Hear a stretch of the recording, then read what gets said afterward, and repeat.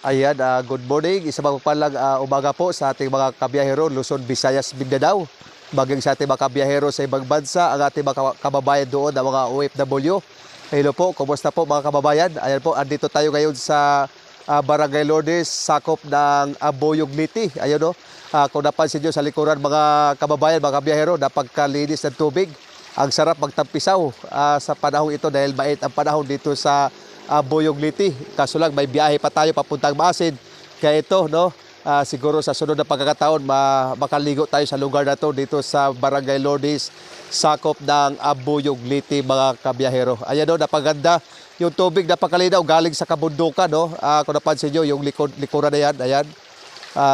Bundok na bundok po at napagkalinis ng tubig mga kabiyahero. Ayan.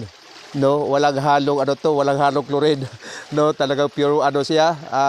Yan siguro sa sunod na pagkataon si Biyahero Cristiano. Okay, sa umagang ito mga kabiyahero, kababayan, tayo po'y manalangin at magpasalamat sa ating Panginoon. Maraming salamat o Diyos sa iyong patuloy na sukdulang biyaya. Ibabaw sa krus ng Kalbaryo. Salamat Lord sa patuloy na pag-iingat mo sa aming biyahe araw-araw. Maging sa aking mga kapwa kabiyahero, Luzon, Visayas, Mindanao. Sa aking mga kababayan doon na mga OFW, dalangin ko ang patuloy na pag-ingat, pabor Panginoon, na bawat isa ay ligtas na makawi sa kanilang tahanan o God. Maraming salamat o Diyos sa araw-araw na protection mo sa amin o God kasama ang aming mga pamilya. Sa bawat araw, Panginoon, patuloy kami na magtiwala sa isukdulang biyaya sa pangalan ni Jesus. Amen. Ayan po, God bless you all mga kabiyahero, mga kababayan ko, kapwa ko drivers, mga kabiyaya, ayan, ang ating mga kababayan ng mga OFW. Maraming salamat po. God bless you all mga kababayan.